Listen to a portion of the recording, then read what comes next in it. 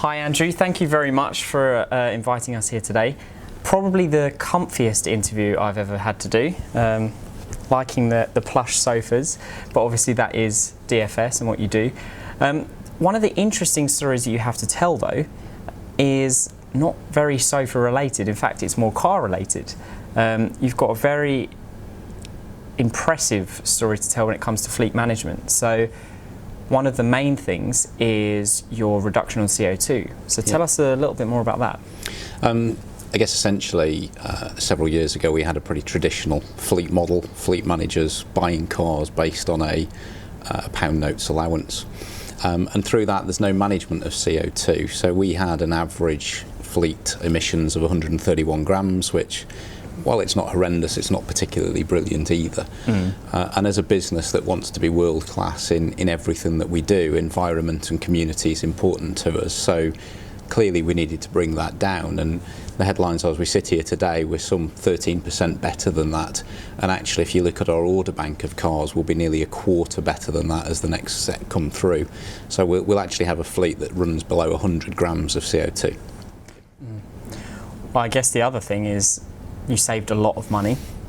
Your new fleet model saved, is it £1 million? Yeah, over the life cycle of the contract, it's around £1 million. Interestingly, this never started out as a cost-saving initiative, and actually we don't look at it as that now. This started as an employee engagement initiative, which I'm sure we'll talk about later, but actually, as we got into it by managing the fleet in a completely different way, and by having a focus on things like emissions, and emissions are inevitably linked to fuel usage, you start to save an awful lot of money. But that was a byproduct actually, and a very nice one to have, but certainly not why we went into it. The other great thing is you have a multi-manufacturer approach, which means that you're not sort of limited to one type of car. What other benefits are there of that multi-manufacturer approach? So that again really ties into employee engagement and employee choice. So historically, while there was nothing wrong with how we operated, effectively most people got a Ford.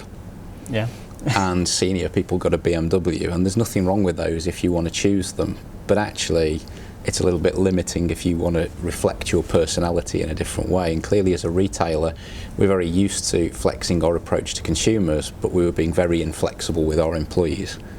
What we now have is a range of manufacturers that people can choose from, so they can select something that suits them while always being commensurate with the brand. You know, there are certain cars that we turn round.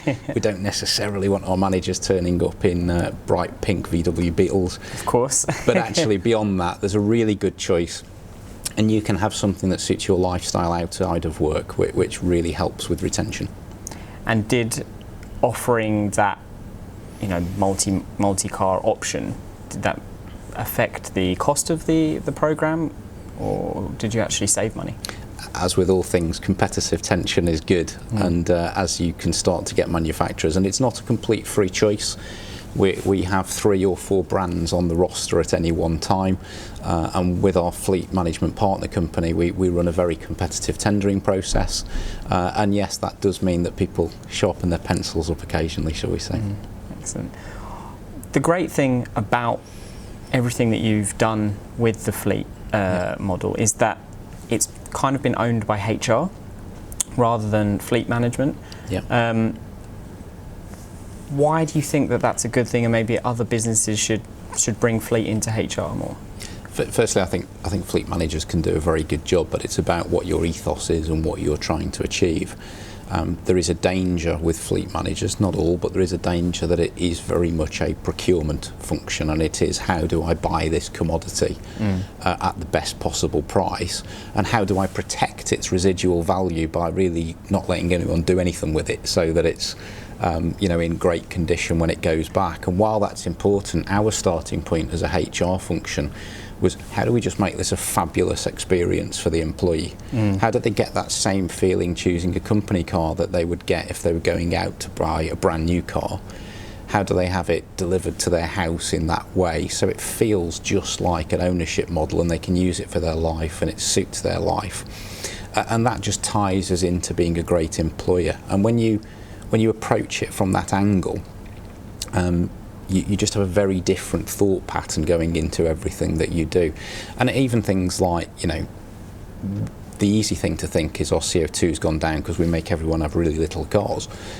It is a complete free choice, but because we're doing things like educating people on what CO2 does to their BIC, they're actually choosing those cars of their own accord, completely at their own will, so they're getting really engaged with the scheme.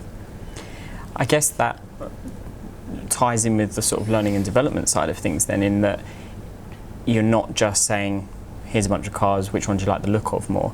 You know, has it been difficult to train your staff and to teach them about the different aspects of owning a company car?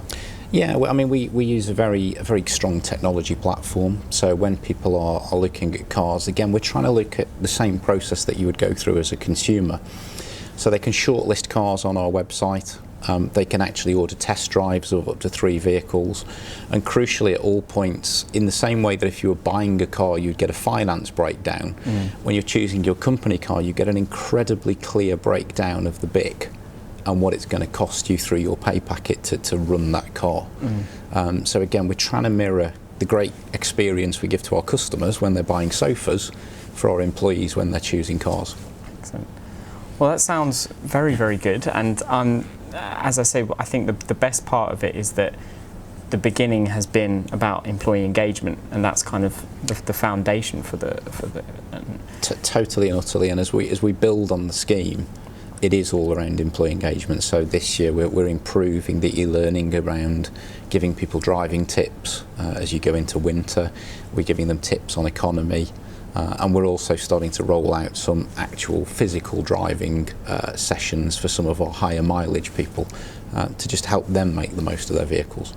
And the survey that you conducted, you mentioned, what other results did you get from that then? Well, we survey very specifically on the actual company car interactions. So again, we measure the dealers and the suppliers of the cars on their customer satisfaction in the same way that a manufacturer would. And we get very, very high satisfaction, well into the 90%, being delighted with the service, you know, and I'd love 100, but let's be realistic, you know, about what you can get, but hugely strong satisfaction scores from our drivers. We also survey them if they have servicing or if they need tyres, so we're always looking at that specific bit. But then, while in our overall employee engagement survey we don't ask specifically about cars, this, along with other initiatives we do, are clearly showing an upside in employee engagement right across the organisation. Well, thank you very much for inviting us to talk about all of the exciting things that you've done. It's a really exciting push. As you say, you went from a very traditional approach to something that's saved a lot of money, been a lot better for the environment, and is obviously keeping your employees a lot happier. So congratulations on all of that, and all the best in the future. Brilliant. Thank you. Nice to talk to you. Thank you.